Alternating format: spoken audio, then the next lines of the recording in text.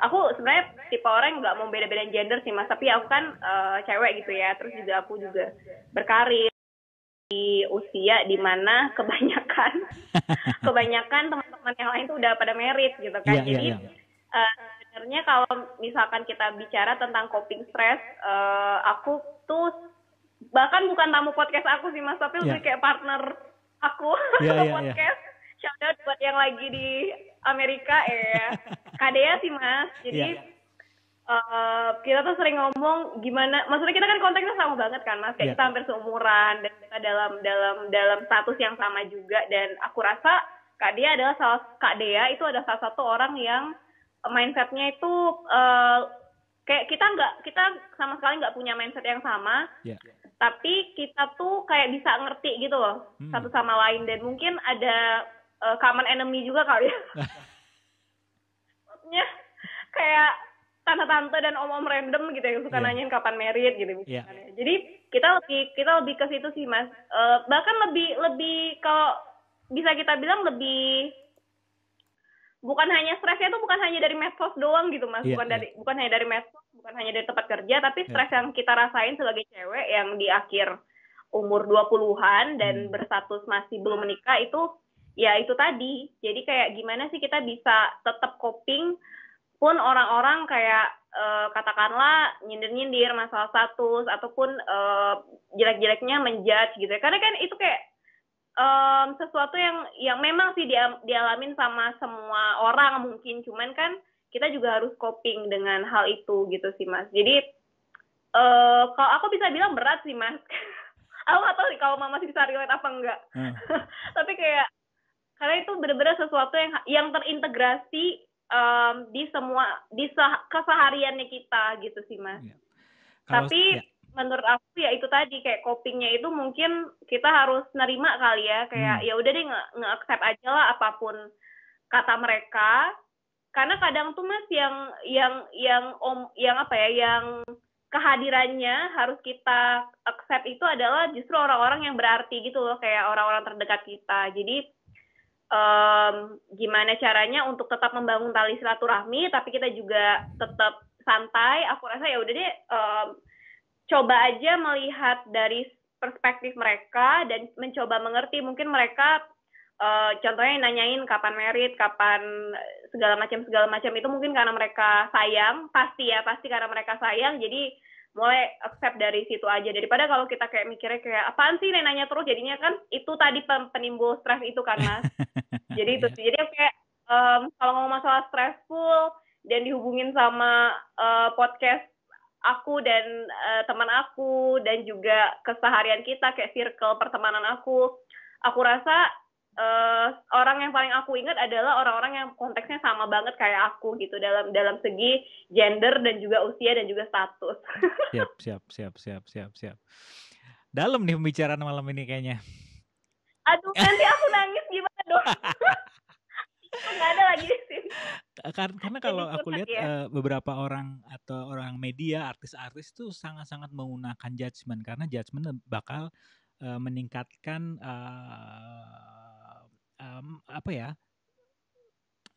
nilai mereka di mata masyarakat, dan akhirnya orang-orang banyak yang endorse ke artis tersebut. Jadi play with their judgment sih. Kalau contohnya ada baru-baru ini saya baca ada artis yang mau menikah kemudian memutuskan untuk tidak jadi menikah karena settingan dan ingin membuat judgement dari masyarakat itu ada yang pro kontra sehingga heboh dibicarakan dan mereka jadi matter gitu.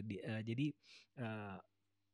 yang bisa teman-teman pertimbangkan yang ketika berkaitan dengan judgement adalah play with people judgment sambil mengatakan menarik sih cara pikir dia kepada saya. Jadi kita tidak menolak judgement mereka, kita tidak menerima judgement mereka yang malah membuat kita stres, tapi kita menarik cara pola pikir orang ini mengenai saya. Ini cukup untuk membuat kita terus melangkah dan bukan cuek ya, artinya kita accept their judgment tapi tidak membuat kita stres karena kita tidak setuju atau menolak. Jadi kita menarik nih cara pandang dia kepada dia. Karena awal-awal podcast saya dibuat itu banyak sekali saya rasa judgment yang malah dari orang-orang di sekitar terdekat saya ketika podcast dibuka, ngapain sih repot-repot, itu yang pertama. Dan kemudian dapat duit nggak lu dari podcast, terus karena itu terus bermain di dan itu berasal dari orang terdekat saya, karena membuat saya stres, akhirnya saya cari literatur bagaimana sih menghadapi stres. Karena pola pikir pragmatik adalah pasti tidak hanya saya yang mengalami, banyak orang yang pernah mengalami stres akibat judgement dari orang lain dan bagaimana mereka cope dengan itu. Akhirnya saya menemukan sebuah tulisan yang mengatakan bahwa people always judge, tergantung kita untuk mengaccept atau langsung pasang duke dan ngajak berantem, mau yang mana gitu. Dan akhirnya saya memilih, karena mereka akan selalu begitu, tinggal keputusan saya, karena saya tidak ingin judgement mereka menjadi lebih besar dibanding saya. Akhirnya saya tidak bisa bergerak. Jadi ya udah, terima kasih atas judgement kamu, saya tetap meneruskan kesukaan saya untuk podcast. Dan ternyata memang berkarya itu menurut saya salah satu pelampiasan. Setelah episode 1, episode 2, episode 3 keluar tuh kayak, oh ternyata aku bisa berkarya ya, yang biasanya aku menghabiskan waktu mengkonsumsi, aku bisa menghasilkan sebuah karya. Dan ini mungkin bisa menurunkan level stres juga. Tidak harus podcast sih, kira-kira yang membuat Anda bahagia untuk melakukan. Karena ini juga menarik, berapa orang di luar sana itu ketika melakukan sesuatu, tingkat rasa bahagianya ditaruh nomor 10, sedangkan dia nomor 1 adalah membahagiakan orang lain dulu. Misalnya keluarganya, adiknya, siapalah, pacarnya, dia ditaruh terakhir-terakhir. Dan itu membuat karya dia tidak konsisten. Padahal kalau dibalik, pastikan kita bahagia terlebih dahulu, kita akan lebih mudah untuk mengangkat orang lain juga merasa bahagia. Kingdom of we, not kingdom of me. Seru-seru.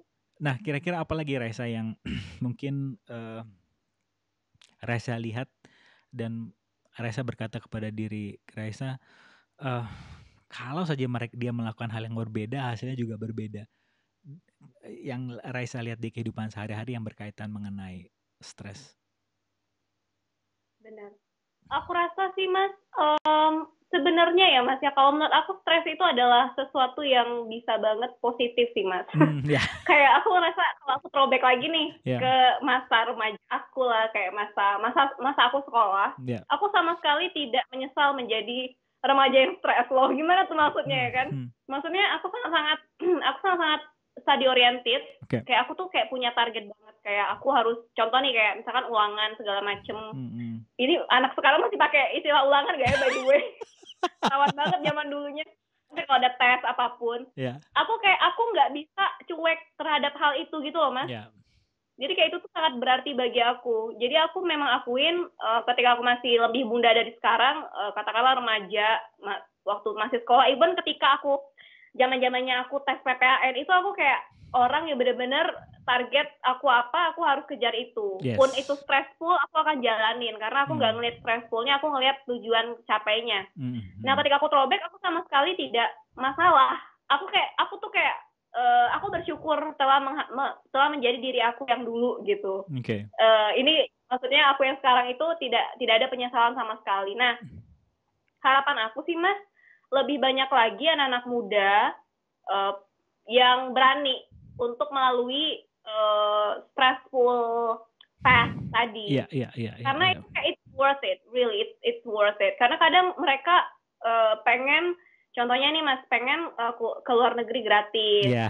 Mereka pengen bisa bahasa Inggris. Tapi kalau pengen aja tuh kan nggak cukup. Kita harus akui deh, kita nggak usah ngomong manis-manisnya, langsung aja pet-petnya. Kita emang harus stressful dulu gitu untuk meraih itu. Tapi yet again it's worth it gitu, kayak itu bakal indah kok akhirnya. Tapi kamu berani nggak sih untuk feel the pain? Karena kan sebenarnya aku lagi-lagi nih, karena aku sering baca-baca sumber-sumber psikologi juga ya Mas, filsafat sebenarnya. Jadi ada satu konsep yang bilang bahwa sebenarnya hidup ini tuh ya stres itu akan selalu ada kok, kayak pain itu akan selalu ada kok, kayak gitu. Jadi nggak ada istilahnya kalau kamu pengen selalu ngerasa bahagia, dan menurut kamu apakah bahagia itu dengan tidak merasakan pain ataupun stress, berarti hidup kamu flat gitu. Berarti kayak enggak, I think it's not like living, kayak itu kayak ikan ikut arus aja nggak sih Mas? Jadi kayak ya gitu sih. Aku berharap banget, kayak sekarang aja aku kalau di kelas, kalau misalnya ngajar, karena kebetulan jadi pendidik juga ya Mas ya, kayak itu yang kalau aku bilang kayak, ya bagus sih, maksudnya memang siapa sih yang nggak pengen apapun yang baik terjadi. Ya. Halo Raisa. Sinyal. Itu. Oke. Halo. Halo Raisa. Mas. Yes. Oh ya. Sudah kembali lagi. Nice. Iya sih. Kedengaran aku suara? Aku boleh nanya sesuatu nggak? Boleh. Ini sih karena ke kita PayPal ngomongin nanti bayarnya. Tadi kan pakai apa? Pakai kue. Boleh nggak dibayar pakai kue aja, nggak usah pakai mentahnya. Ini kayak menarik banget sih. Aku tadi dengar kayak Mas Rahmat ternyata juga, ya of course, tapi kayak ini pertama kalinya aku dengar ternyata Mas Rahmat juga sering baca literatur gitu ya Mas. Tapi mungkin lebih ke psikologi atau hal-hal lain yang berkaitan.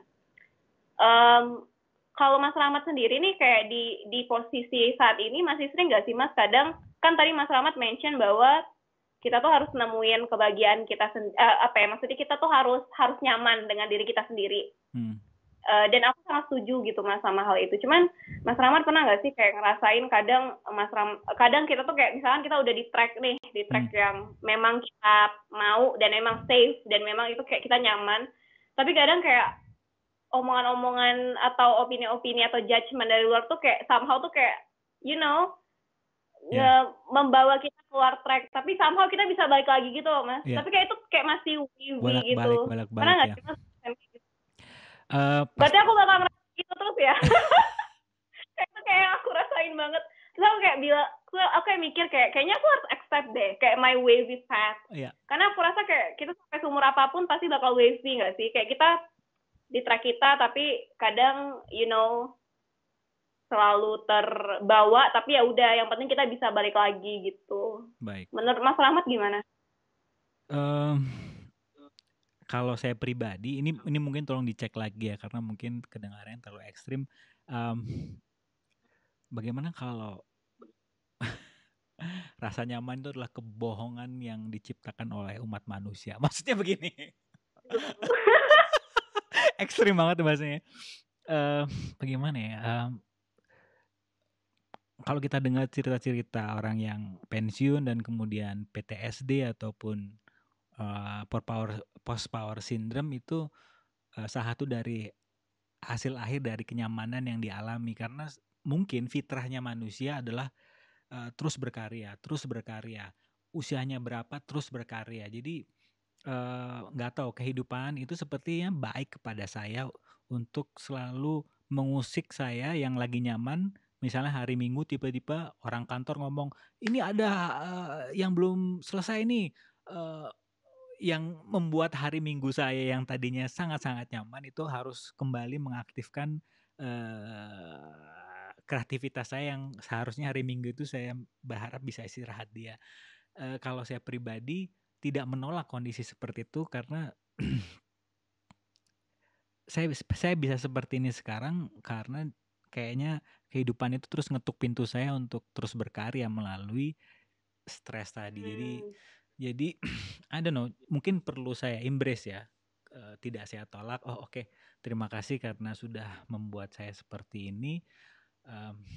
Dan mungkin yang perlu saya lebih banyak cari literaturnya adalah menghadapi kondisi tersebut dengan tidak emosi dulu. Mungkin masih muda ya kan, saya masih muda umurnya. Jadi apa-apa marah duluan. Yang PR saya terbesar karena stres itu akan selalu datang. Mungkin yang saya perlu cari bagaimana menghandle-nya. Itu sih PR saya sekarang. PR-nya itu.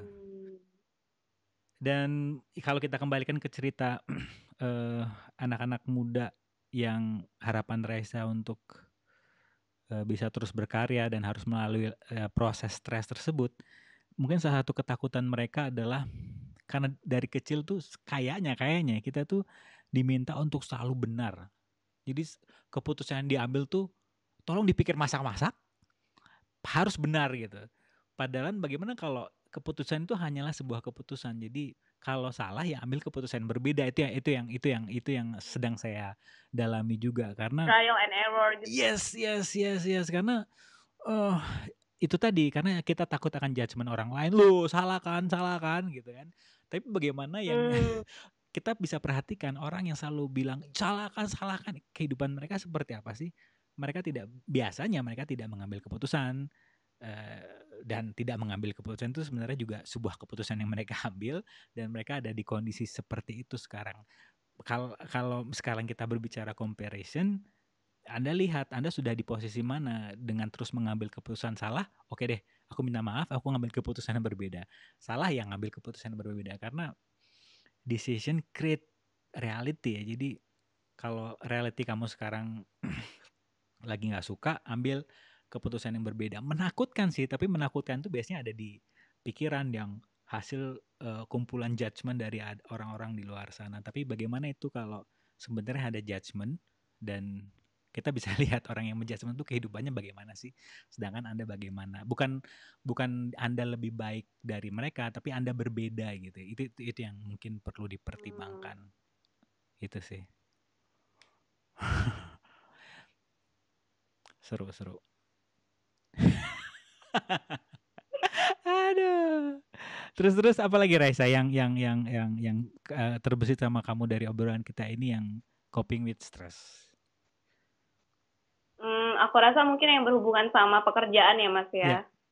Kayak aku nggak tahu sih apakah anak-anak seumuran aku itu punya standar tersendiri dalam pekerjaan yang mereka akan dapatkan atau pekerjaan yang sedang mereka geluti. Cuman menurut aku karena kan sebenarnya kita kan millennials nih, kita millennials.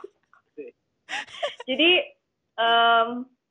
aku sih tidak aku nggak tahu ya, mungkin ini cuman pikiran aku aja atau mungkin pastinya ada pendapat-pendapat. Pasti orang kan boleh banget ya punya pendapat berbeda. Cuman betapa akan lebih baik apabila kita nggak punya ekspektasi yang terlalu tinggi terhadap pekerjaan kita, di mana kita baru mulai gitu loh Mas. Jadi konteksnya kayak memang kita baru katakanlah baru lulus atau baru memulai kerjaan kita, karena kebanyakan yang aku amatin tuh langsung expect-nya tinggi banget, yang mana akhirnya itu jadinya jatuhnya kayak pindah-pindah kerjaan. Ketika kita pindah-pindah tempat, bukan hanya pindah-pindah tempat dengan konteks pekerjaan yang sama ya Mas. Misalkan kayak dia dari kantor A nih, kerjanya berhubungan dengan finance. Dia pindah ke kantor B, berhubungan dengan finance juga. Tapi ada juga tuh yang misalkan dia kayak field dia pun jadinya loncat-loncat gitu loh Mas. Kadang dia kerja sebagai finance, kadang juga dia mengurusi HRD misalkan. Jadi maksud aku, alangkah baiknya jika kita memang milenial khususnya yang baru mulai bekerja itu tahu apa yang mereka mau gitu loh Mas.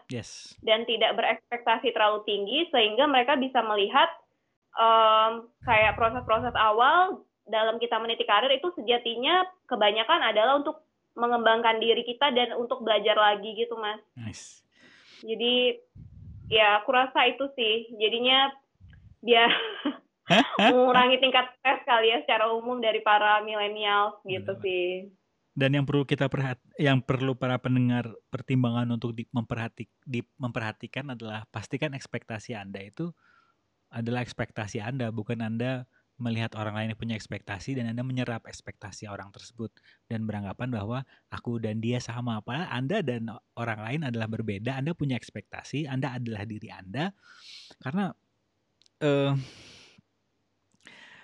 saya mungkin pernah cerita kali ya, jadi di grup WhatsApp alumni ITB dia ngirimin berita mengenai orang sukses dan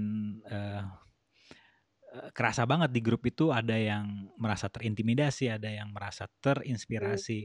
Akhirnya saya ingatkan untuk ini beda loh, maksudnya kita boleh menduplikat semangatnya untuk terus berkarya, cuman ya tidak harus seperti dia, karena kadang orang sukses itu kan ceritanya berbeda dan lu berbeda, cerita lu berbeda. kalau kita kembalikan ke ekspektasi, pastikan apa yang lo ekspektasikan memang dari dalam diri lo gitu, bukan dari hasil teman-teman kantor pingin ekspektasinya ini, oke deh gue ikutan juga ekspektasi sama, padahal belum tentu sama, dan akhirnya lu stres di situ. Itu yang sedang saya juga gembar-gemborkan di emailis, berkembangbersama.com, kemudian YouTube, yaitu finding inner you-nya perlu sekarang. Nah, itu mungkin sisi pisau yang kedua dari sosial media, kayak menyeragamkan gitu.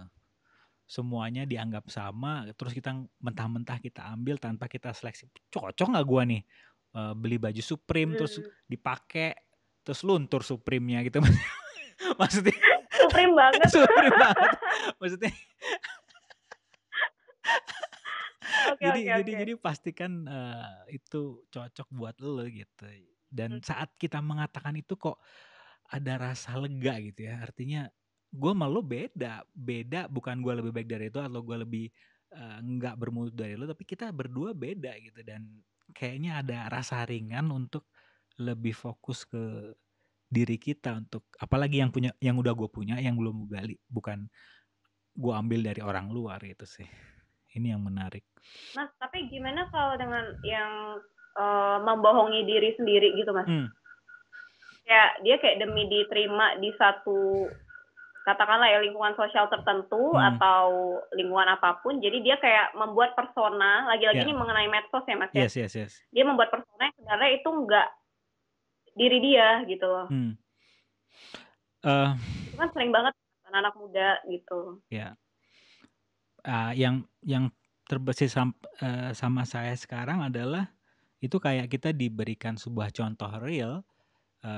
Ada nih orang yang melakukan itu, apa lu mau seperti dia? Karena aku lihat sekarang itu di Amerika ada sosialita di New York apa ya, yang dia berpura-pura miliarder dari Rusia apa, terus hangout sama teman-teman jet set di New York, anak-anak bangsawan gitu lah ya, anak-anak orang kaya miliarder di New York. Dia pinjem uang dan kemudian lari, terus akhirnya ditangkap, diadili di New York. Jadi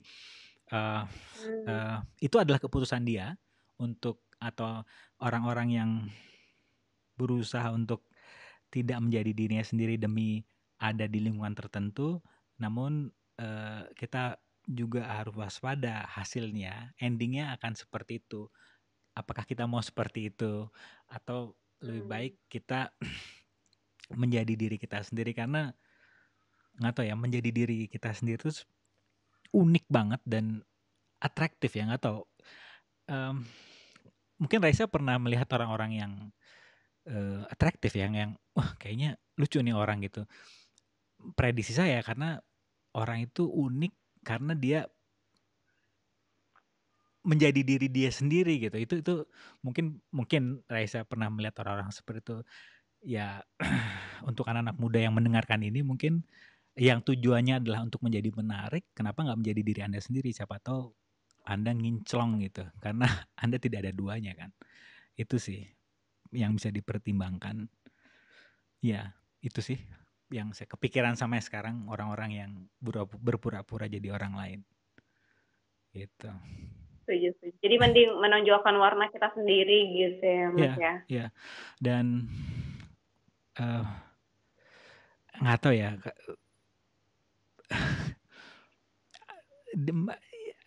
orang-orang takut menggali potensi diri dia sendiri karena satu, comparison, lihat sosial media dan menganggap apa yang gua punya tuh nggak menarik, nggak bisa jadi kontribusi bagi orang lain. Padahal beberapa orang yang saya lihat itu, andaikan dia mengambil keputusan untuk menjadi dirinya sendiri, dia punya suara yang bagus. Teman saya kos dulu, tapi nyanyinya hanya di kamar mandi, takut judgement dari orang lain. Dan sekarang kalau saja dia berani mengikuti audisi ataupun ngeband, itu saya rasa dia udah terkenal lah. Jadi itu keputusan dia, saya menghormati keputusan dia, namun ada rasa sayang dari saya. Nah ini juga untuk teman-teman yang mungkin ingin membantu temannya, pastikan Anda dari rasa sayang, bukan Anda rasa superior kepada dia. karena yang ada berantem ntar. Judgment ntar ya Mas ya. Yes, itu maksudnya. Lo tuh salah gitu, lo harus ikut kata gue gitu. Iya, karena gue yang paling tahu nggak juga Bener-bener. sih. Iya, jadi Iya. respect their decision. Nice. Bener. Kalau kita sebelum kita tutup, pertanyaan yang sering saya ajukan kepada tamu-tamu saya adalah bagaimana Raisa mengendalikan rasa takut Raisa ketika melaunching podcast episode pertama ataupun membuat thesis ya, ataupun apapun itu sehingga menjadi sebuah karya gitu. Kira-kira ketakutan apa yang biasanya muncul dan bagaimana Raisa menetralkan ketakutan tersebut? Oke. Ketakutan yang muncul itu pastinya kalau kita dalam hal mungkin berkarya ya Mas ya secara umum ya, apakah itu apapun ya bentuknya, apakah itu podcast, apakah itu berkaitan dengan studi kita.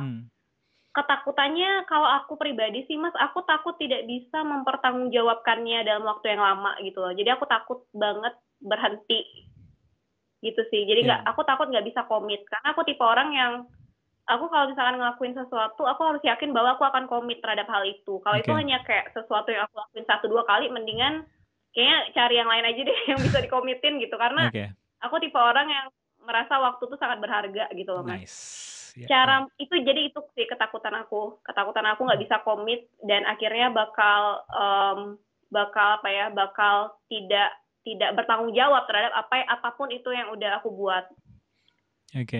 Cara menghadapinya adalah kalau untuk podcast konsultasilah dengan Mama. Kayak tadi mau nyari celah gitu loh Mas, bilang kayak ini pemirsa harus tahu lah aku tuh buat podcast itu karena Mama, kayak ide kayak terinspirasi dari Mama gitu kan. Ini Mama Mas Rahmat Barus ini siapa sih? Ini ada 2 orang berbeda kayaknya ya. Siapa sih? Coba yang mau kenal ke Jambi dulu. Halo. Iya. Tapi iya sih, jadi anyways cara menanggulanginya benar sih Mas, jadi kayak cara menanggulangi agar tidak takut terhadap ya ketakutan orang kan beda-beda ya. Kalau aku tadi kan contohnya aku takut tidak bisa komit, tidak bisa tanggung jawab. Jadi kalau aku yang pertama itu cara menanggulanginya adalah dengan banyak kalau nggak banyak baca referensi, kalau nggak nonton video karena aku orangnya visual, aku suka banget visual karena aku sumber itu aku lebih banyak nonton video sebenarnya Mas daripada baca. Jadi maupun itu ketika aku mau buat podcast, maupun ketika aku buat tesis atau disertasi atau penelitian, aku banyak baca sumbernya. Terus juga termasuk juga banyak konsultasi sama expert. Makanya tadi kayak mau buat podcast juga, gimana nih biar komit ya konsultasi sama yang udah pernah buat podcast, yang udah sustain gitu. Apapun itu project yang dibuat. Jadi itu yang pertama. Dan yang kedua itu jadi kalau aku sih Mas sebenarnya tipe orang yang planner banget sih. Jadi kayak aku tuh ngelakuin sesuatu tuh ada plan A, B, C, D. Tapi somehow aku makin kesini makin berpikir bahwa ketika kita memang yakin kita bisa komit gitu ya, udah deh jalanin aja gitu. Ingat gak sih Mama pernah bilang ke aku sama Kak Dea kayak kita tuh harus ngurangin barrier gitu ya. Jadi kayak dalam konteks aku ke overthinkingan aku dan dalam hal planning dan segalanya itu somehow tuh jadi barrier gitu loh Mas. Jadi aku kadang kalau mau ngelakuin sesuatu terlalu banyak mikir akhirnya nggak jadi. Jadi menurut aku somehow kalau kamu yakin kok bisa komit dengan sesuatu ya just do it gitu. Gitu sih caranya. 2 hal itu sih Mas menurut aku. Nice. Ya sih karena barrier paling utama itu ada di kepala kita dan itu belum tentu benar gitu kebenarannya, permainan di otak kita, dan Raisa sudah melakukan hal yang tepat ya, ngobrol dengan expert, cari literaturnya, karena kebanyakan orang-orang di luar sana tuh belum menyadari bahwa kehidupan itu sudah siap berkontribusi kepada kita, cuman kita lupa untuk nanya gitu. Aduh nanti takut gue dijudge nih kalau gue nanya. padahal mereka siap ngebantu gitu.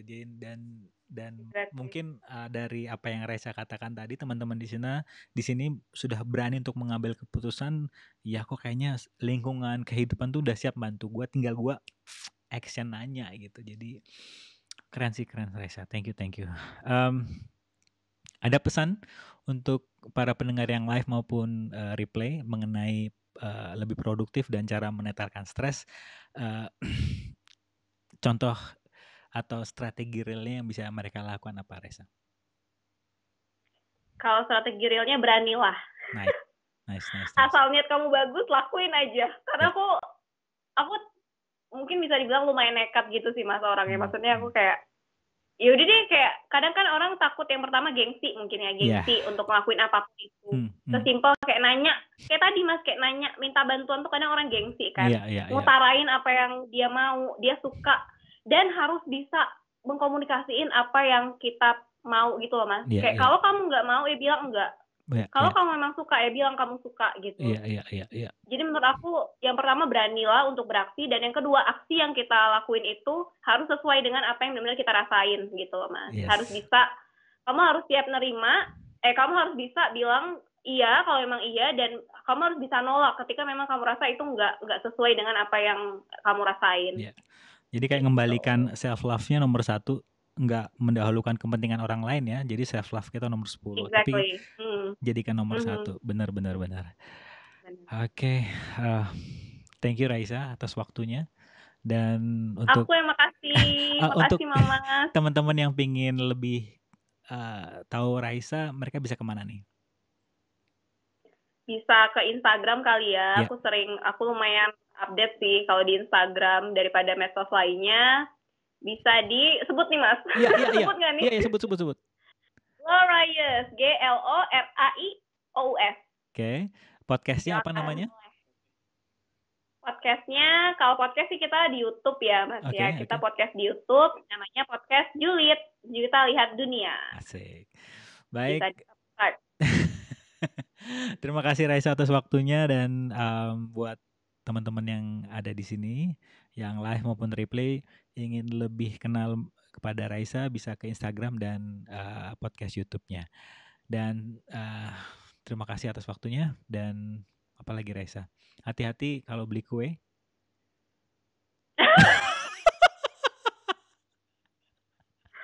Ternyata ini ya, jadi kayak pembuka tuh ngebahas, di tengah dibahas, di akhir dibahas. Ternyata itu rencana Mama. Oke, fine. Iya Mas, aku bakal ngecek kok dari sekarang. Jangan sedih teman-teman. Oh iya, satu pesan Mas sama teman-teman. Iya, gimana? Harus ngecek dulu kalau mau posting sesuatu atau mau nge-forward sesuatu. Gitu. Positive thinking bagus. Positive thinking bagus. Cuman sekarang udah zamannya check and recheck. Jadi itu sih dari pengalaman saya dan Raisa juga, selalu positive thinking, cuman diikuti dengan check and recheck. Baik, sampai ketemu lagi di acara selanjutnya bersama Berkembang Bersama. Sampai ketemu, terima kasih Raisa. Salam dan sehat untuk kita semua. Bye-bye. Bye semuanya. Thank you Raisa. Yo Mas, ini aku end nih Mas, end call. Yes. Oke. Bye-bye. Thank you Mas. Thank you Raisa. Bye Mas, sehat-sehat Mas.